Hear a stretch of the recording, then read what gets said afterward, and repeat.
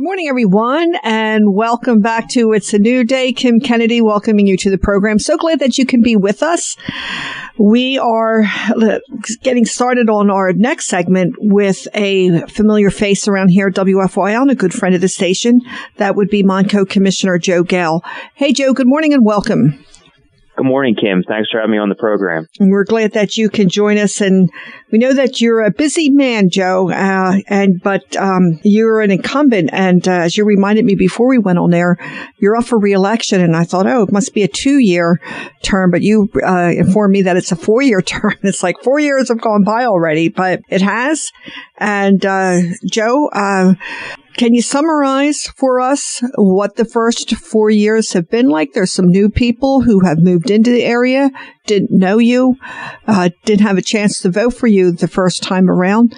So tell them a little bit about yourself and your record. Sure. Well, my first term certainly went by very quickly. I was elected in 2015, and that race was considered the biggest upset in the 2015 election cycle in Pennsylvania. I was an underdog who took on the political party establishment. I ran unendorsed in the Republican primary when the Montgomery County Republican Committee endorsed a board member Planned Parenthood for county commissioner.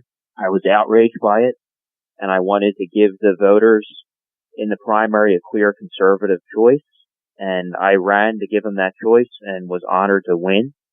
When I was elected in the primary, the party establishment didn't take that very well, and they worked against me in the general election, spent a lot of financial resources against me in the general election, and I won again in the general election of 2015. So I came to this position with no strings attached. I didn't even have the support of my own party. The people put me into office, and my slogan was people before politics and ending politics as usual. And that's what I've been doing as Montgomery County Commissioner. I have been out, like you said, I don't think there's ever been a commissioner in the history of Montgomery County that's had it been out amongst the public as much as I have at community events. My Cup of Joes, our meet and greets that we call a Cup of Joe. I'm close to 300 meet and greets over the course of 4 years. And I have the proven ability to directly connect with people and update them on what's going on in county government and share my vision of what I think should happen in county government, my vision for the future of Montgomery County. And I developed a reputation over 4 years of being a watchdog for the families and taxpayers that elected me. I'm on the board with 2 Democrats. I'm the sole Republican on the 3-member board, and I take that role as watchdog very seriously. I provide checks and balances that are desperately needed, and I've also developed the reputation of exposing backroom deals, corruption, and pay-to-play politics on a regular basis. And anyone listening, if they go to joegale.com, or they go to YouTube and search Joe Gale, they'll see a series of videos where they can watch me in action, where I expose the backroom deals on a regular basis. And the public's very appreciative that I do that. It would be much easier for me to go along to get along and turn an eye to that type of corruption. Instead, I take it head on and I expose it so the public's aware of it. And that's been my reputation over the course of 4 years, to restore some common sense and accountability. And I have a big following across this county. Obviously, the 2 Democrats on the board would like to see me gone because I expose that corruption. And the Republican Party establishment would rather a Republican on the board that plays ball and makes deals for crumbs. And when you have an annual operating budget in the county of $420 million, crumbs are a good chunk of change. Can I ask you, Joe? Cater to their campaign donors with. Is that a typical county budget? Yeah, well, we're a very large county. So we're the 3rd largest county in population in the Commonwealth of Pennsylvania, right behind Philadelphia and Allegheny County, which has the city of Pittsburgh. We have over 828,000 people. So it's a large county, not only geographically, but the amount of people that live in the county. And we have one of the bigger operating budgets. All right. I didn't know if that was bloated or if that was abnormal, but I understand. Oh, of course it's bloated, and I'm a big critic of the wasteful spending when I see it, and that's another reputation I developed. So when I say a watchdog for the taxpayers, I break it down to common sense. I think to myself as a taxpayer, would I want government doing this with my hard-earned money? And if I don't think it's a necessity, I speak out against it. And something that I've been a big critic of recently is the most expensive capital improvement project in the history of Montgomery County. And that's the county campus construction project in Norristown. And that's a project that's budgeted for $406 million. It's renovating One Montgomery Plaza, administration building in Norristown. It's renovating the historic courthouse and also building a justice center adjacent to the courthouse. And this $406 million does not reflect a project labor agreement, commonly known as a PLA. And that's something I've been very critical of, because project labor agreements mandate that all the work being done, the construction work, has to be done by union labor and union trades. And it excludes 85% of the construction industry from bidding on the work. So independent contractors are excluded from it. And it's proven, all studies, anywhere it's been implemented, the PLA increases costs by 20 to 30%. So you increase costs of a $406 million budgeted project, you're now approaching a $500 million boondoggle, is what I call it. So I've been trying to pump the brakes and combat the project labor agreement. And obviously we know why why they would want a project labor agreement. It's because they receive thousands and thousands and thousands of dollars from union bosses that send them campaign contributions, and they want a kickback. And we just saw recently in the news with John Doherty, union boss of IBW, and his indictment charges for abusing his power. They collect union dues from hardworking men and women on job sites performing physically demanding labor. The union boss behind the desk collects their dues, and they play politics with it to enrich themselves, their cronies, and to gain power. And everyone knows that's how it works. I don't receive those contributions. I'm tired of politicians playing politics with public tax dollars, and I fight against it. And I'm one of the few elected officials in the state to do so. And do you have any other Republicans standing with you exposing this and saying, yes, this is true, this is really happening? Kim, I have the Republican Party working against me, with the Democrats colluding together to get me off the board, because here in southeastern Pennsylvania, the 5-county region surrounding Philadelphia, most of the Republicans, whether in the state house or Congress or state Senate, they're on the hook with the unions too. And I pointed one out at our board meeting in February we had, is former state senator John Rafferty, who was rejected by the voters of his district, his state Senate district in November, and he lost. But over the course of his term in the state Senate, received over $500,000 in union contributions. And as recently as this past October, received a $25,000 check from IBW Local 98. That's Johnny Doc's union. $25,000 checks, $20,000 checks, $5,000 checks at a time. And when that union boss picks up the phone and they say, hey, that project labor agreement we're trying to get implemented in Norristown? Well, I need you to help me put influence on it. That's how it works. That's business as usual. And the Republicans are just as guilty of it as the Democrats. I call them rhino Republicans, Republican in name only. They're union backed. They just take the marching orders of the outside interests and the donors who influence the agenda, whether it's in county government, whether it's in Harrisburg. All you have to do is look at the campaign contributions, and it mirrors the agenda of that government body. And I disrupt that system.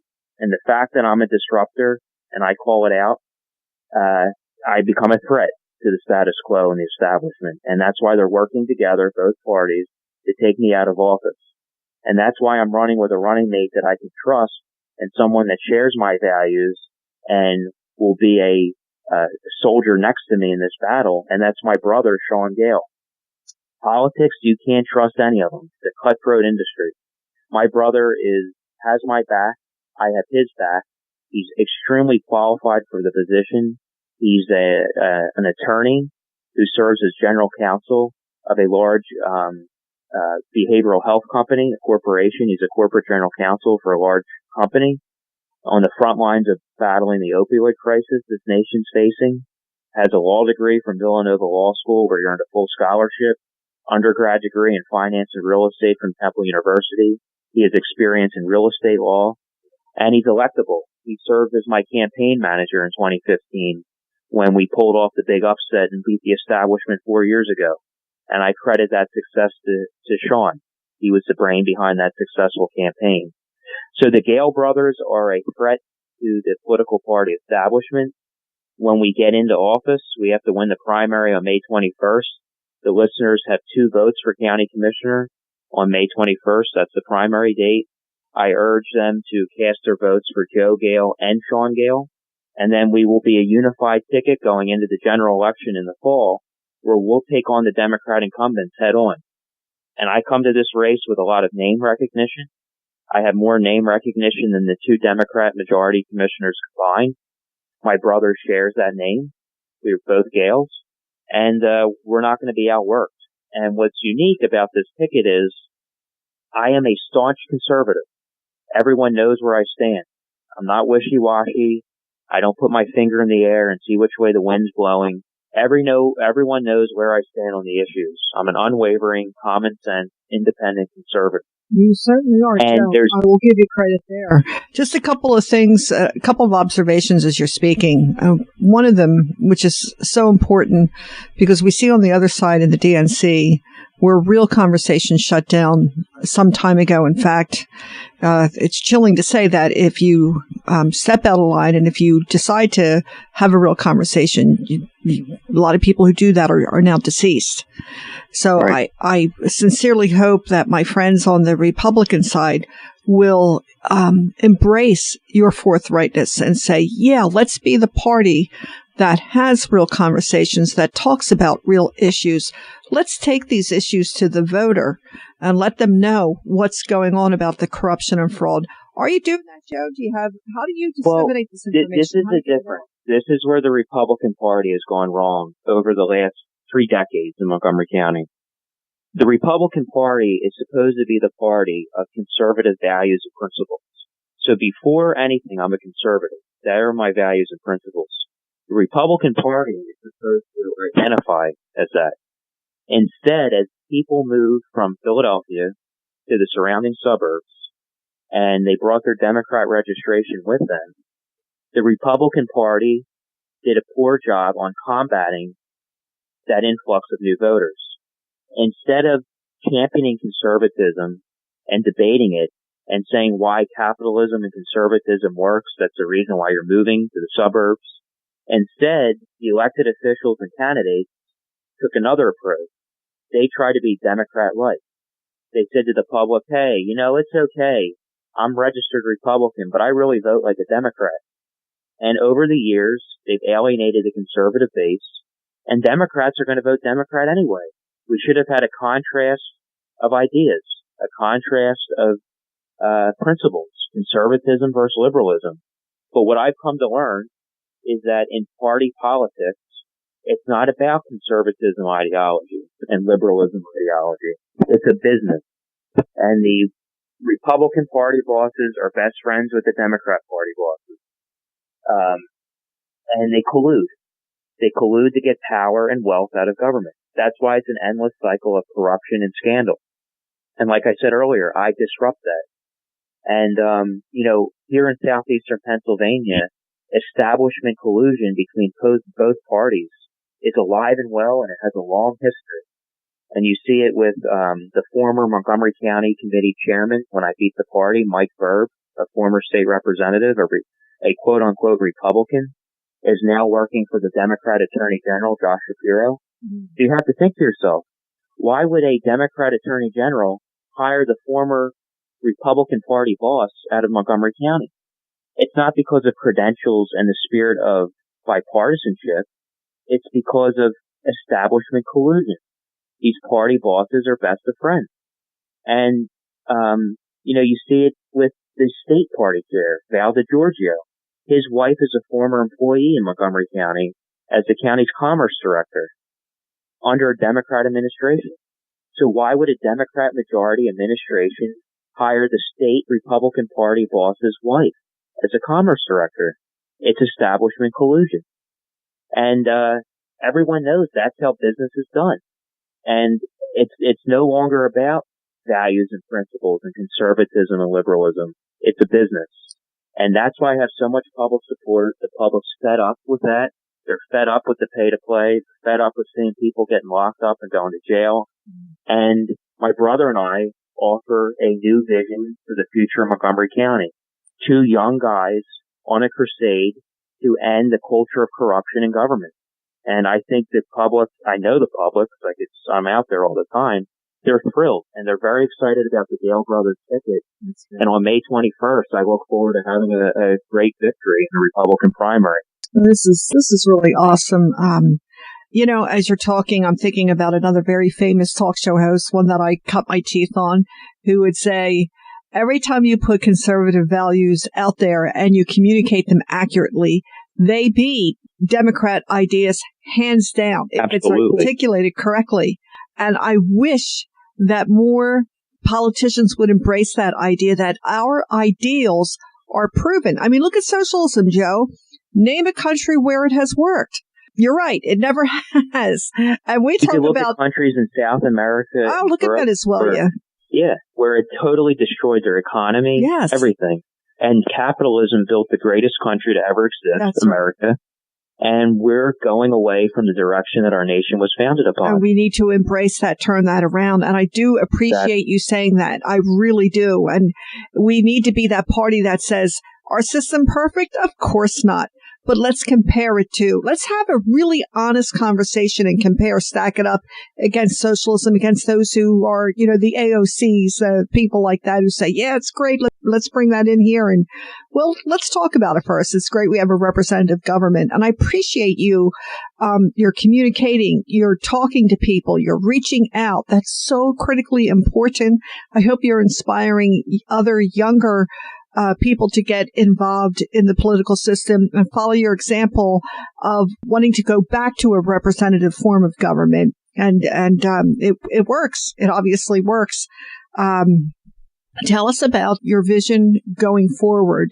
Is it more the same, or tell us what you're thinking? Well, my vision for the future is to win this primary on May 21st, and then the Gale brothers going into general election, where we take on the Democrats and regain control of Montgomery County and make it Republican again. And when we make it Republican again, the first thing we're going to do with my brother and I, is change the culture of corruption. The outside interests and the campaign donors that are influencing the agenda of county government, those days will be gone.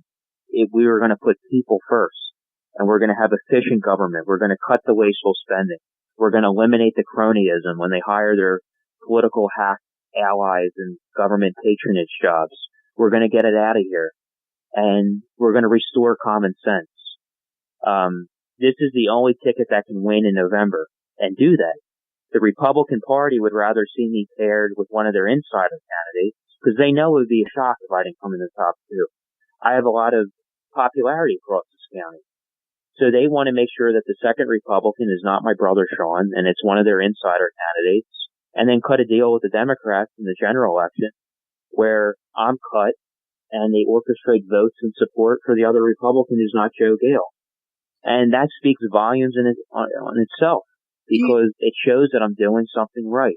Joe, both party establishments want me out of office, I must be doing something right. And I know the public knows that. I have a reputation, I have a record, and it's a solid record, and it's a record that the people support. Do you think you've saved the county money? Around in Montgomery County. Do you believe that you have saved the county money in your first term, and can you put a number to it, a guesstimate? Yeah, well, it's difficult in the minority position when you're outvoted 2-1 to do that. But had I not been outspoken over the course of 4 years, I can't imagine the amount of wasteful spending that would have been rammed through county government, because they have to think twice with me on the board. They know I'm going to speak out. They know that I have a bully pulpit, and that I'm going to educate the public on their wasteful spending and their abuse of power.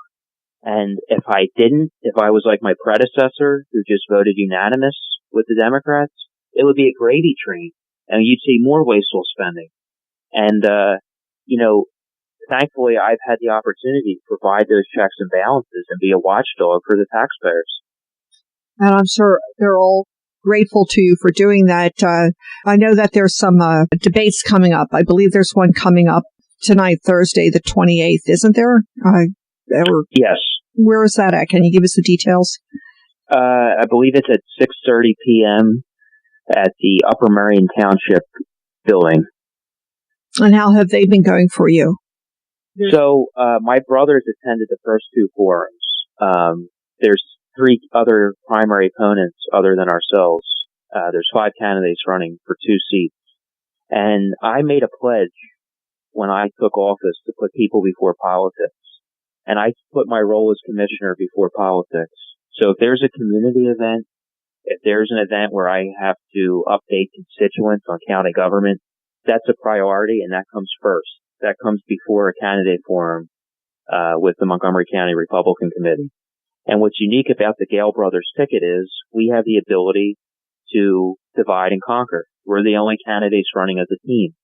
And when I'm out with the people and my constituents that I represent, this is a big county, and my calendar is always full of events, and I make it my best effort to attend everything I possibly can in the community.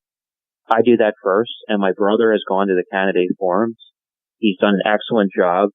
It's clear that he is by far the best candidate running, and he stands out. The other 3 are talking about building bridges with the Democrats, and they'll work with them. No, our motto is burn the bridge down, rebuild it, and restore common sense, accountable government. Yeah, that's what we're all about. What you're talking about. We're not going to.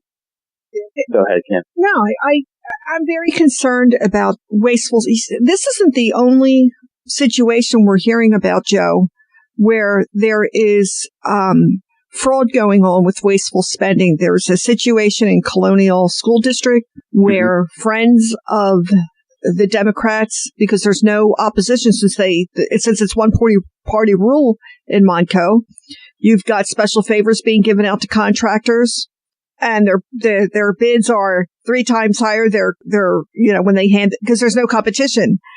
And that's exactly what I'm fighting in the county. Yeah, and it's not just happening; it's happening all over. So listeners need to know this is a real problem. And listeners, as a taxpayer, for those who are in Montgomery County, you're paying for this. So we need someone who will, who has a proven record of doing this and will continue to do so, because this is out of hand. And I'm hoping that the light will be shining. We'll show more of this. And Kim, the problem is to go along, to get along, elected officials we have that are puppets on a string for party bosses and campaign donors. And it's everywhere from Washington to Harrisburg to the county down to your local school board. It is corrupt. Government is the most corrupt industry in the history of the world. And I know anyone listening to the program agrees with that. Yes, most of even the word politician is a negative word. It's unfortunately, the problem is there's too much government in this country. We need to cut it back on all levels. Federal, state, local. Cut it back. Go out and get real jobs in the private sector, and a lot of this would be eliminated. It's not only government employees, it's the contracts that are sent out. I know. Whether it's road work, whether it's legal work, engineering work, people are getting kickbacks at the expense of taxpayers. They're playing politics with taxpayer dollars. It's never ending. As you mentioned earlier, if there's no PLAs available for the public to view, that's a problem. That's something I think could be published online so that taxpayers in Montgomery County can see what's going on and keep track of that. And that's personally, I don't know if why can't that be put on? Yeah, I mean, the listener should go to galebrothers.com, GALE. Check out our website and look at the YouTube videos that are out there where I outline the negative impact the project labor agreement has and how much more costly it is. I lay it out, and I really encourage them to watch it. Well, listeners, take a look at that. We'll get Joe to send some of them to us. We'll repost them on our social media because this is very important. It concerns you as a taxpayer. Certainly, we're not saying don't do any projects. We just want to be as fiscally as responsible as possible. And that's reasonable. There's nothing unreasonable about that. Joe, we got to run. We know we're going to be talking to you again in the future. Congratulations on doing such a good job fighting the good fight. And so we wish you well, and we'll talk again soon. Listeners, we got to take a break. We've got All In coming up next. Stay with us. You're listening to It's a New Day here on WFYL 1180, working for your liberty and things that matter. We'll be right back.